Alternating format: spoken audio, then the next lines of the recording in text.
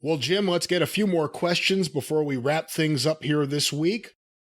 Our next question sent to CornyDriveThru at gmail.com from Stellar Justin Lopez. Hey, Jim and Brian. Wait a minute. What? They don't know which one? He's the stellar one, according to this. Stell or Justin Lopez? Which one? Stell Lopez or Justin Lopez? Well, here's his question. It looks like Cross and Matt Hardy's follow-up will be delayed due to Jeff testing positive for COVID. Well, you just said Matt. Did he write Matt?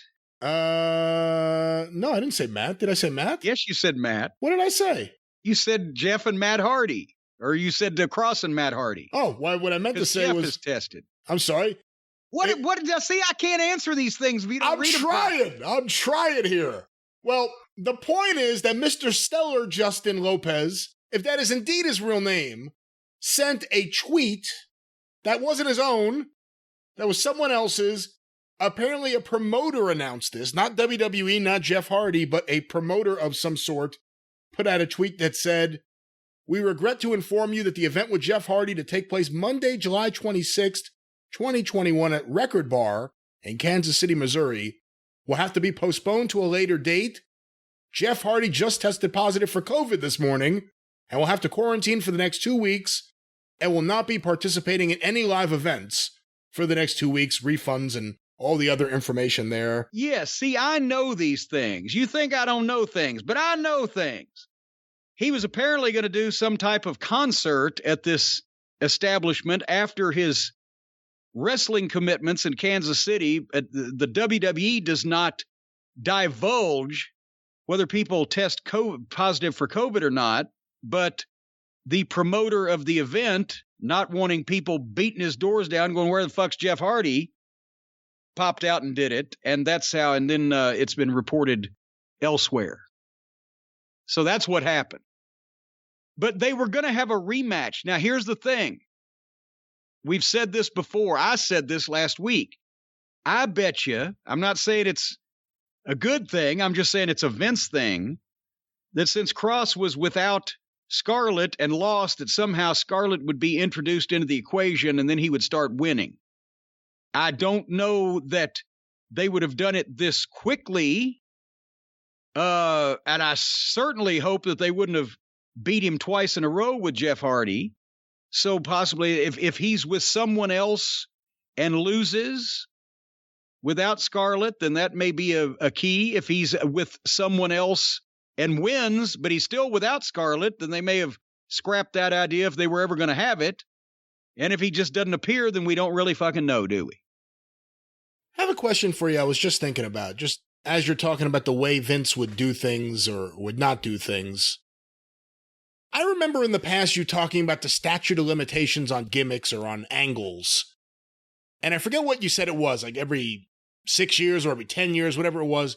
Do you think it's there's no hard and fast rule, but do you think it's a longer period of time or a shorter period of time now, the statute of limitations on redoing a gimmick or doing something that was done previously, like a losing on Raw to Stars, the debut yourself gimmick? Well, that's not necessarily a good analogy, because there's a million different ways to do. It's not just a gimmick. There's a million different ways to do something like that. When I'm talking about a statute of limitations on redoing angles or something with the same flavor of something that's been done in the past, you used to be able to redo them all the time because TV was regional and the whole world wouldn't see something at one time. That's where we've mentioned guys that work the territories would go in and get over, and then they would pitch to the booker, "Hey, I did this deal with so-and-so in Mid-South or in Georgia or in Florida. We could bring him in here, do the same thing. Here's how it goes. If the booker likes it, yeah, let's call the guy, see if he's happy where he's at, or if he can give notice, come in here. We'll see what the fuck, blah, blah, blah."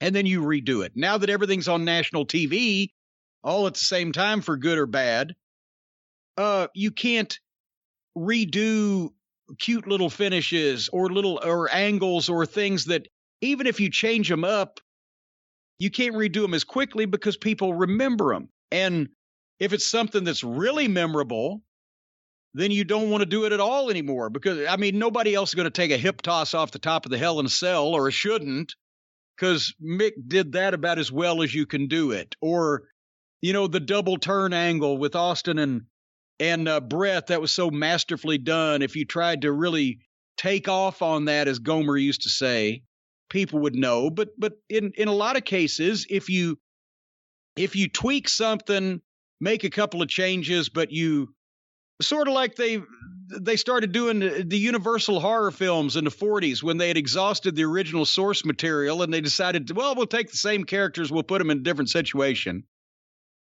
That sometimes works, but not, again, too much or too often. I remember one of the famous things that Dusty Rhodes said to me when we were in Greensboro, and this was in '88 when, I'm thinking things weren't doing as well as they'd been doing the previous couple of years.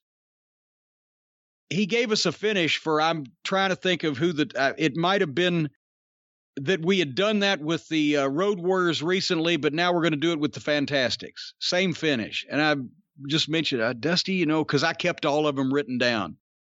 I said, Dusty, we did that here 2 shows ago with whoever. He said, don't worry, kid, it's 2 different people. Well, the people still notice because it'd only been 6 weeks, right, or whatever. But that in a lot of ways sums up a lot of Dusty's, what a lot of people would say were his booking issues in later 87, early 80, or throughout 1988. Yeah, he got to the point where he didn't realize that people were starting to catch on to some of the things being done too often, and he did them even more often. They were great things, but not... That's what I've always tried to explain to guys is you can't... Anything. They say they don't bump referees in AEW. Well, that's stupid to say we're just not going to do something. Just you're not going to overdo it. When you overdo anything, when you do anything too much, even if it was great, it becomes commonplace and or phony. And how often can the thing that couldn't happen again in a million years happen? The whole way that a fluke finish is a fluke finish and demands a rematch is if it's something that, holy shit, that couldn't happen again in a million years. What a fluke. Boy, when they get back in the ring, that's not going to happen again. But if you see it happen every couple of months or weeks or whatever the time frame is, then you've lost it. It doesn't work. Back to the Jeff Hardy situation, what do you think about the fact that WWE obviously didn't announce it? I don't think legally they can announce it. But this promoter announces it in the midst of this program on TV with Jeff Hardy, in the midst of word getting around easily on social media. What are your thoughts about the idea that word got out from someone outside the company? Well, that really is not, I wouldn't think that's the fault of the promoter of that event unless they said, hey, don't tell anybody, but then again, it's a hard thing. I've had to be the one on the phone from the office canceling guys that had shit set up, right? I don't know if this is somebody of Jeff's own personal employee or whether it was an office representative that this was booked through or whatever, but I've had to be the guy to cancel shit. And the first thing that people want to know is, what? Why? And what am I going to fucking do to not look like a piece of shit and have people throwing rocks at me and kill my business?